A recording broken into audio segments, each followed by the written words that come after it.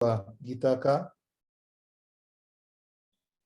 Thank you to everybody who participated this morning uh, for the wonderful worship that we enjoyed. Thanks to Lily, and then the beautiful song that Asha just sang, as well as the Bible reading by Sheila, and the wonderful time of intercession we enjoyed being led by Jackie. So thank you to everybody who participated so beautifully this morning. So I'm just going to quickly share my screen. I hope you all can hear me okay. Yeah, we can hear you, Ravin. Yes, thank you. Yes, Thank we you. can. Thank you.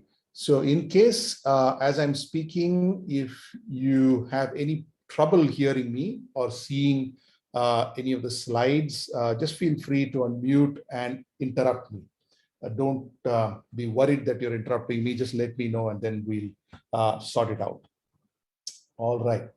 So this is the question that we're going to spend some time discussing this afternoon. Am I the right material? And if you not listen to the passage that was read to us so beautifully from Luke chapter 5, verses 1 to 11, we read about how Jesus called the first set of disciples, Simon, Andrew, James, and John. And in order to kind of figure out the answer to this question, we'll have to use our imaginations a little bit, right? And I've always wondered what Jesus's idea of what the right material is, because the choice of the 12 apostles was one of the most critical things that Jesus had to do, right? And there was a lot riding on the recruitment of the right talent and the 12 people. And if that had gone wrong for some reason, then the effects of that would have been, for example, right, all the effort that Jesus put into them for 3 years, teaching them, training them, would have gone to waste, right? His sacrificial death on the cross would have gone to waste. The spread of the gospel would have been in jeopardy. The future of the church would have become a question mark, right? So there was a lot riding on Jesus picking the right people and the right talent or the material to take on and carry on the work that he started on this earth. Now, if you imagine, now during Jesus's time, there were a lot of rabbis. We all know that, right? And all rabbis had their own disciples or their followers. And disciples basically were meant to not only take care of the rabbi, cook for him, protect him, take care of his material needs, but also learn from him. And then whatever they learn from him or his theology, they are supposed to go and reproduce the same, right? So that was the job of the disciple of a rabbi. And this is obviously common knowledge to almost all Jews of the time. So if you can imagine, right, what would have been the job description if a rabbi was recruiting a set of disciples or a disciple, what would have been the job description? What would have been the selection criteria? Right? Most probably would look something like this, right? First off, they need to be a Jew.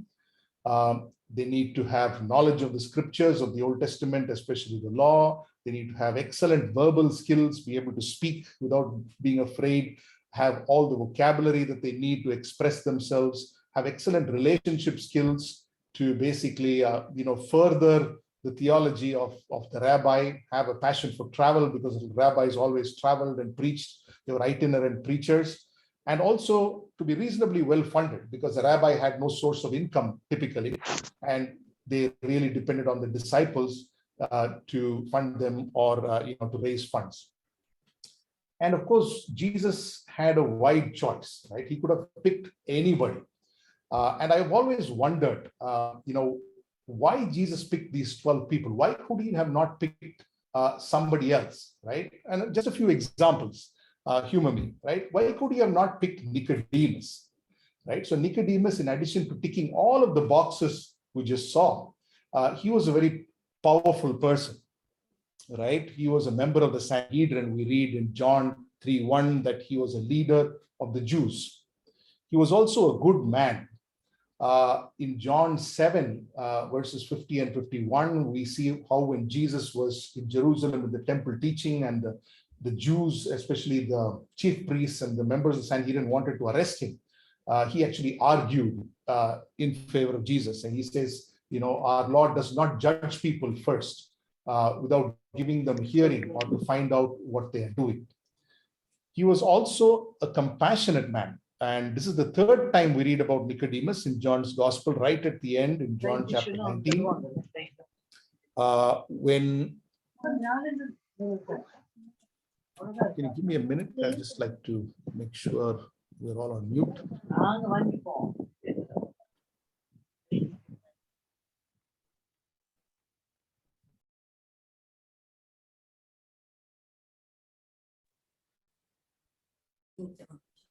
Sorry about that.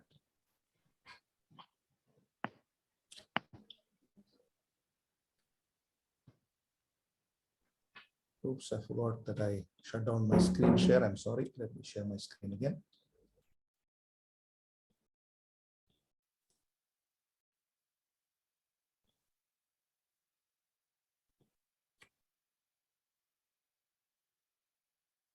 And we see in John chapter 19 that Nicodemus, along with Joseph of Arimathea, basically takes down Jesus' body, and then they embalm his body and prepare his body for burial.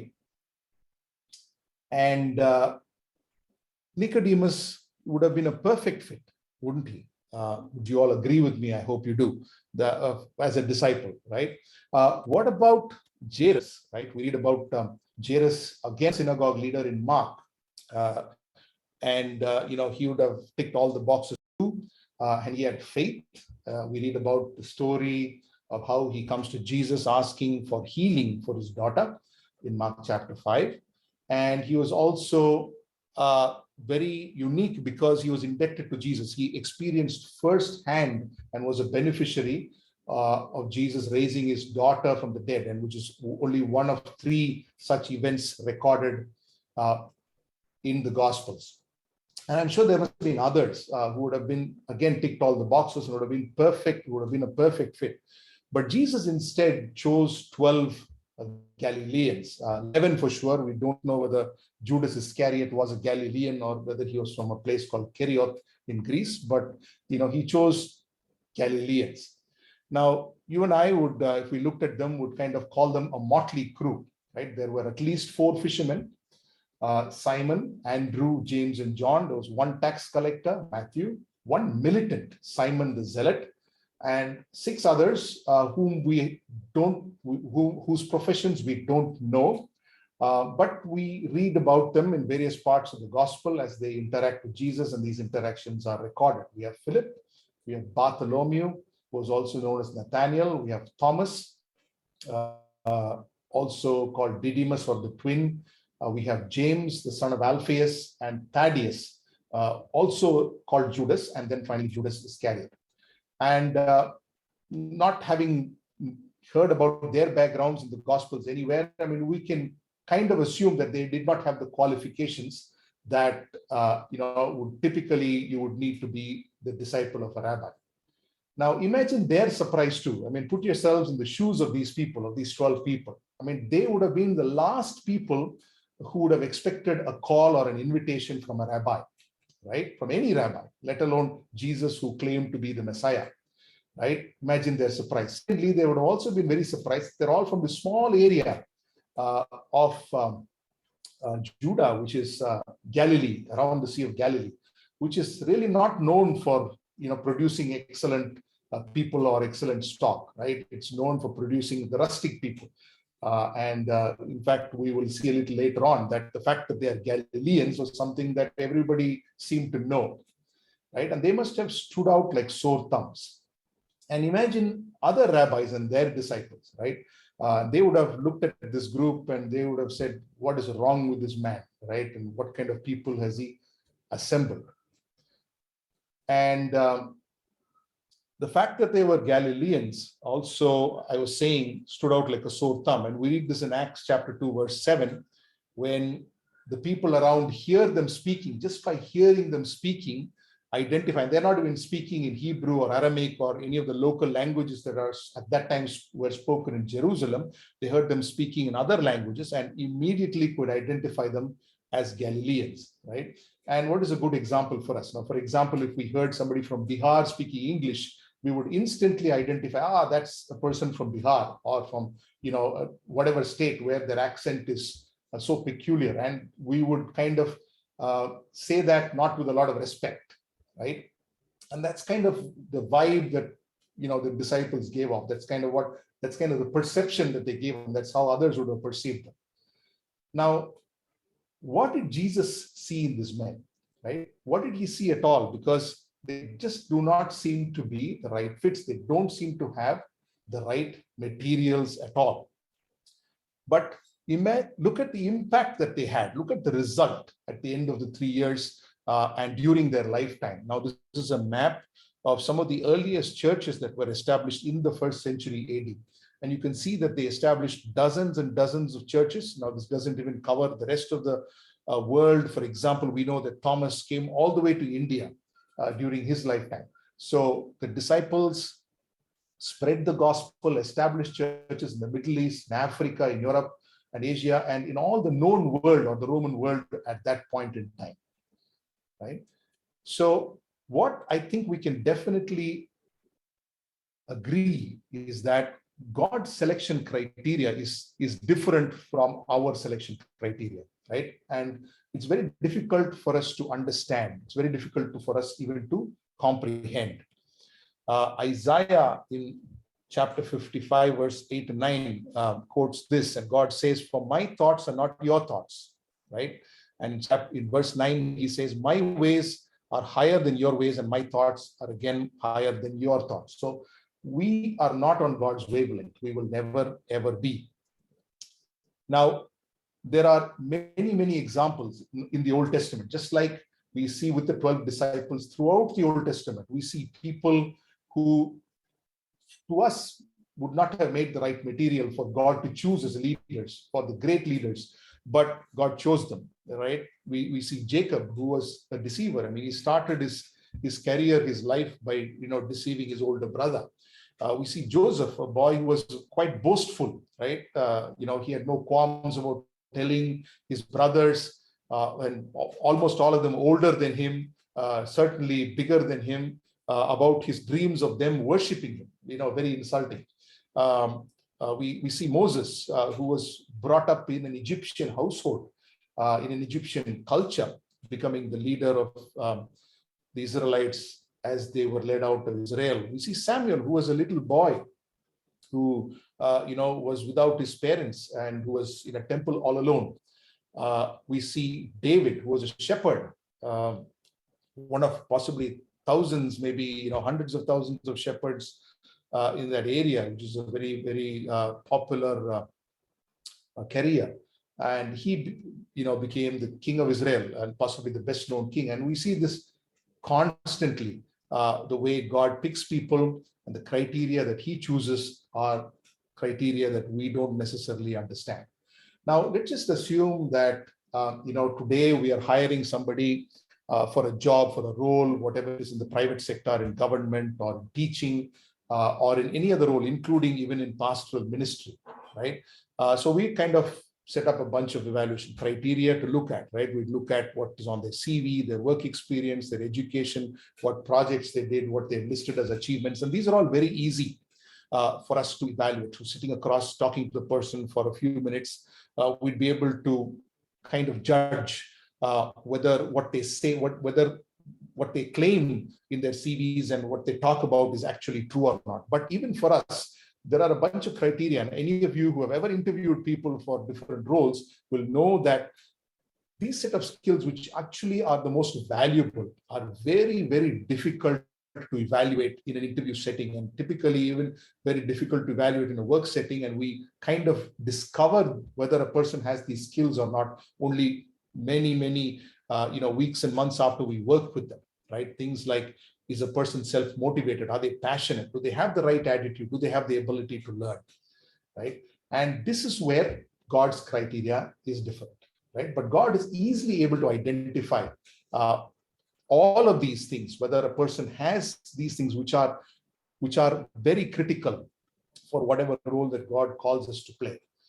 And we see in Psalm 139, first later on in the Psalm in verses 13 to 16, how God says that he knows us as he created us. He for you, and the psalmist, so beautifully puts it, for you created my inmost being. And again, he says, my frame was not hidden from you when I was made in the secret place. So there's nothing, absolutely nothing about us or about our creation or who we are, physical, mental, spiritual, that is hidden from God. And again, he says that not only does God know us, but God knows our future. All the days ordained for me were written in your book before one of them even came to be. And again, in the first part of the Psalm, David writes, O Lord, you have searched me and you know me. You know when I sit and when I rise. Before a word is on my tongue, you know it completely. So he knows us even better than we do. Before we even say something, God knows what we are going to say. And that's the kind of intimate knowledge that God has of each one of us. So the question that we most often ask is, what can I do, right? With the emphasis on the I. And typically when it comes to our jobs or our careers, we are reasonably confident, right? That we are the best fit, we're able to do the job that is required for us to do. But when it comes to God's work, we are suddenly filled with a lot of doubts, right? And we keep saying to ourselves, maybe I am not the right material, asking the question, am I the right material, right? We can call this the Moses syndrome, right? When Moses was in front of the burning bush and God says, I'm going to use you to the right person, you got the wrong guy, go pick somebody else. And then when that didn't work, then Moses used excuses, of a physical problem, saying, I stammer, I can't speak. And we do that too, don't we, many times? But that's not just us, it's also Satan, right? And that's Satan's job, to sow self-doubt, to make us doubt ourselves all the time. And the problem is that we can't see the future, right? We can't even see what's going to happen the next hour or the next day. And that bothers us because we can't see the future. And it's the same thing applies to the disciples. They could not see the future either, right? They did not kind of, look at this and then see the roadmap and say, oh, excellent. This is what's going to happen. This is what Jesus is going to do. And this is what's going to finally, this is where we're going to end up finally in the next 3 years or wherever. They did not have that visibility, right? They discovered it as they went along. In fact, they struggled just as any of us do today, right? They were full of misconceptions during the 3 years that they spent with Jesus. They were initially obsessed with the idea of a political Messiah, right? They were convinced that, as all the Jews were, that the Messiah was a political person to liberate them from Roman rule. And they constantly vacillated between perceiving Jesus as the Son of God and this political savior of Israel. And when Jesus was crucified and he wore a crown of thorns instead of a crown of gold and jewels, they were devastated, right? It destroyed all those good perceptions that they had. And even after resurrection, they did not understand who Jesus really was. Luke explains it very well in several parts of his gospel, starting with the resurrection event itself. Peter, here in chapter 24, verse 12, runs up to the tomb, and then Luke records he went away wondering to himself what had happened, though Jesus had very explicitly told them that he would die and then he would rise again. In John chapter 20, verses 8 to 10, we read about the reaction of John and the commentary of John, saying they still did not understand from the scripture that Jesus had to rise from the dead. Mark records this too, where he says that Jesus rebuked the disciples for their lack of faith after appearing to them. And he says their stubborn refusal to believe those who had seen him before and after he had risen. And even when Jesus was with them, right after he had risen, he appeared to them multiple times, right? They were still startled. And Luke records this again, saying they were startled and frightened, thinking that they saw a ghost. And of course, we know the reaction of Thomas. And sadly, even after Jesus had been with them, had even kind of talked to them and further opened their minds after he rose from the dead, a group of disciples decided, you know what, looks like this is not working out the way we thought. Let's go and fish, right? And Simon Peter is the leader of that group. He gets a bunch of people and they go out and they start fishing. And as late as when Jesus was just about to be taken back into heaven in Acts chapter 1, verse 6, they're all gathered around Jesus, and Jesus is just on the verge of being taken up to heaven. They're still asking him the question, Lord, are you at this time going to restore the kingdom of Israel? They're still back to square one, right? So the disciples had the same problem. They constantly struggled with their faith. They constantly struggled with, who am I? What is my role? What does Jesus want me to do? So what should we do? What should I do? So the first step is to give control to God. And this is one thing that all the 11 apostles, Judas Iscariot except, who had completed their journey with Jesus did. They all responded to Jesus with a simple yes. And then they depended on him for the rest, right? And in fact, Jesus himself was no exception. Jesus depended on the Father all the time. And he was fully dependent on the Father's will. Now, this is most beautifully brought out in John's Gospel. In fact, if you count the number of times Jesus uses the word Father, he uses the word Father the most number of times in John's Gospel. In fact, he uses it 250 times. And here are just a couple of verses. In John 5, verse 19, Jesus tells them, very truly, I tell you, he can only do what he sees his Father doing. Again, in the same chapter, verse 30, he reiterates, by myself, I can do nothing. Similarly, Jesus was also dependent on the Father for the words he spoke. And he said this multiple times. In John chapter 7, verse 16, he said, my teaching is not mine, but his who sent me. In chapter 12, verse 49, he says, for I did not speak on my own, but the Father who sent me commanded me to say all that I have spoken. And again, in John chapter 14, verse 10, the words I say to you, I do not speak on my own authority. Rather, it is the Father living in me who is doing his work. So we see Jesus constantly depending on the Father. And even to his death, in Luke chapter 22, in the Garden of Gethsemane, we read Jesus praying, but finally he says, Father, if you're willing, take this cup from me, yet not my will, but yours be done. But this is kind of easier said than done, isn't it? But for this too, we need to be constantly dependent on God. So let's summarize. And we don't need to ask if we are the right material, right? We don't need to ask that question, am I the right material? Because God knows the material he needs for his purpose. And we most probably will never get it because we are human and God is God. Like Jesus called the disciples, God is calling each one of us. And I like this image a lot, right?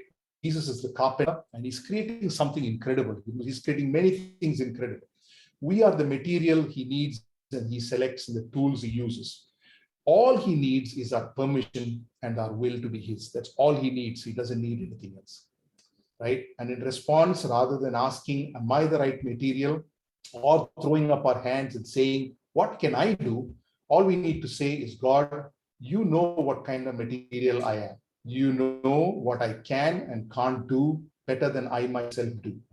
Help me to wrest the control that I have over my life and hand over that control to you. And as I do that, enable me to open my mind and really listen to you as you reveal your plan for me today. Amen.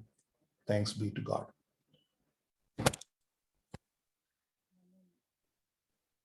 Thank you, Ravin.